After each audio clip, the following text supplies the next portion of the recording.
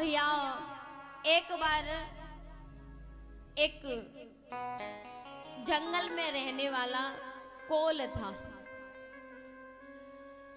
कोल शिकार करके अपने परिवार का पालन पोषण करता था। तो वन में गया और किसी हिरन की तलाश में बैठ गया कि कोई हिरन आए तो शिकार करूं। बहुत देर हो गई, कोई हिरन नहीं आया।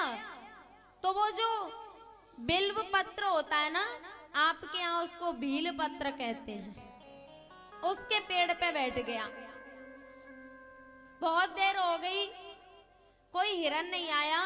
तो वो विचार में बैठा कि आज मेरा परिवार क्या पाएगा, आज कोई शिकार ही नहीं मिल रही, आज मैं अपने बच्चों के लिए क्या लेके जाऊंगा। तो वो बैठा बैठा उस पेड़ पे से पत्तियां तोड़ तोड़ के फेंक रहा था। अब जैसे ही कोई जंगली जानवर आए और वो धनुष बाण उठाए, लेकिन उसके मन में करुणा आ जाए। सोचे कि इस बेचारे ने क्या बिगाड़ा है मेरा, मैं इसको क्यों मार रहा हूं, और उसको छोड़ दे, वो चला जाए। फिर सोचे कि आज मेरे परिवार का क्या होगा, धर्म संकट में पड़ा है। जब कोई नहीं दिखता तब तो सोचता है कि कोई शिकार आना चाहिए, और कोई जीव आता है, कोई जानवर आता है तो फिर वो बाण नहीं छोड़ता। शाम तक बैठा रहा और इसी सोच में उस पेड़ पे से पत्ते तोड़ तोड़ के फेंकता रहा।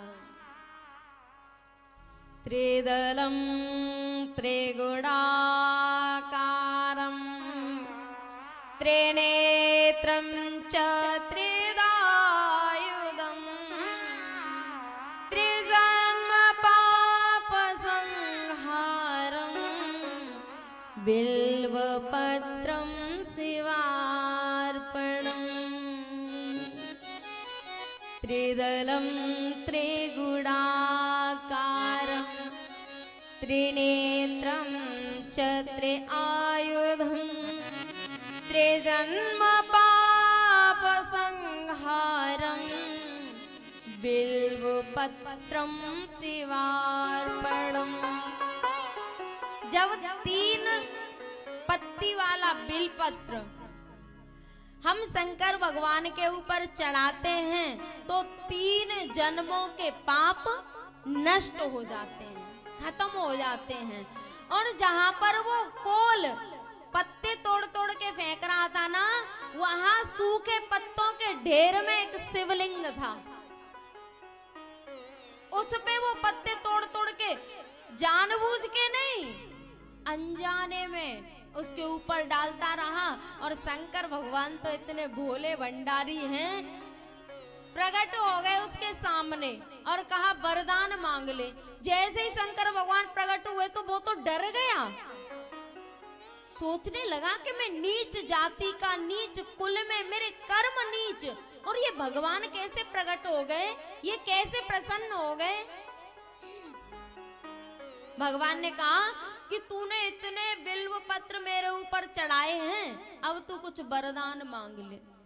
उसने कहा भगवान मेरा अंतःकरण इतना शुद्ध नहीं है, मेरी बुद्धि भी इतनी पवित्र नहीं है कि मैं आपसे कुछ मांगू तो सही मांग लूं।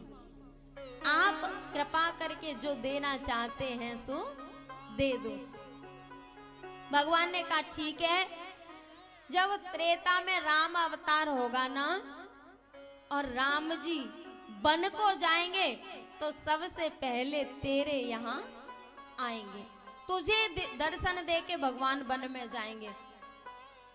और वह कोल श्रृंगवेरपुर का निषाद बना है। जब भगवान वन में गए हैं तो उसको दर्शन दे के गए हैं।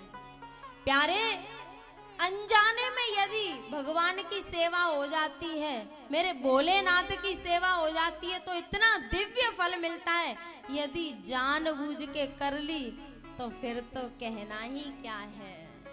यदि जानबूझ के शंकर भगवान की उपासना साधना कर ली ना तो फिर दुनिया की कोई भी संपत्ति ऐसी नहीं है जो हमें मिले नहीं।